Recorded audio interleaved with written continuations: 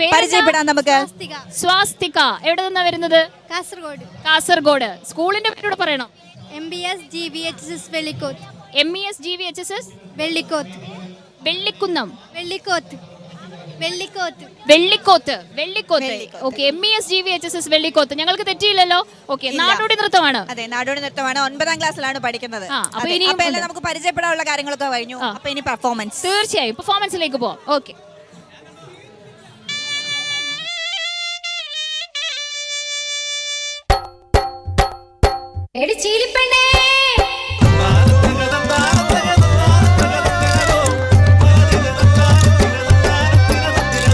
ചകിരി തല്ലി തൊണ്ടിയാക്കി കയറ് വിരിക്കും ഞങ്ങൾ വേമ്പനാട്ടു തീരത്തെ പെൺമണികൾ.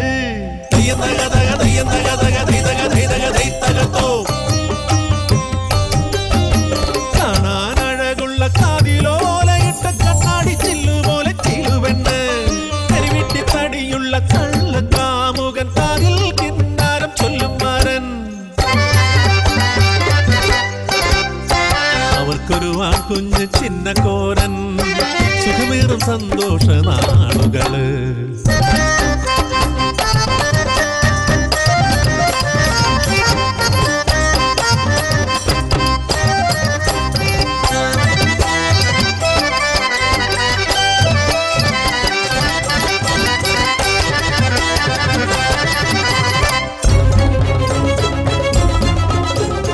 ഒരു പകലിന്നൊരു രാത്രി എന്ന പോലെ മഹാദുഃഖം വന്നു ചീലുവിന്. കർക്കിടകം കാലി തുള്ളി പെയ്യും രാത്രി പട പൊട്ടിമാരൻ മരിച്ചുപോയി.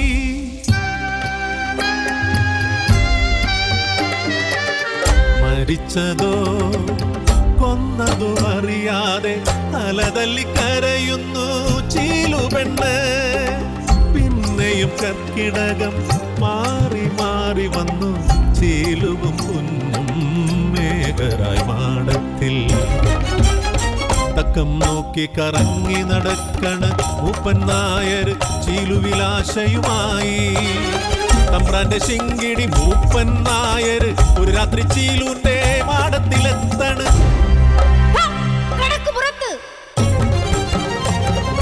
അടിയേറ്റ നായർ തിരിച്ചുപോയി. പകയോ മനസ്സിൽ നിറഞ്ഞു നിന്നു. പകരം വീട്ടാൻ ചക്കം പാർത്ത് പകയൊരു കരലാക്കി നടന്നു നായർ. അടിമപ്പണിക്ക് പിള്ളേരെ തേടി പറങ്ങി പടയത്തിൽ നാട്ടിലെന്ന്. അവരുടെ കാര്യസ്ഥനായി നായർ നാട്ടിലെ പിള്ളേരെ തേടി ഇറങ്ങി. നാട്ടുകാരെല്ലാരും ഭീതിയിലായി. മാടങ്ങളിൽ എന്നും കരച്ചിലായി. മക്കളെ നഷ്ടമായ അമ്മമാരും തലതല്ലി കരഞ്ഞിടുന്നു. ദുഷ്ടലാക്കുമായി നായരെന്ന് ചീലുന്റെ മാടം ചൂണ്ടിക്കാട്ടി.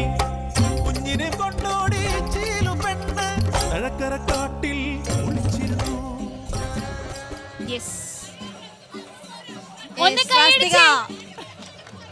ഈ എടുക്കുന്ന എഫേർട്ടിനെയൊക്കെ തിരുവനന്തപുരം അഭിനന്ദിക്കാതെ കാസർഗോഡൊക്കെ വിടുമെന്ന് തോന്നുന്നുണ്ടോ? അതെ, ഈ എനർജിക്ക് ഒരു സമ്മാനം അല്ലേ? എന്തൊരു എനർജിയാണ് സ്വാസ്തിക. ഈ എഫേർട്ടിന് ഒരു സമ്മാനമുണ്ട് ഞങ്ങളുടെ കയ്യില്. മിൽമയുടെ ഐസ്ക്രീമാണ്. ഐസ്ക്രീം ഇഷ്ടമാണോ? ഇഷ്ടമാണ്.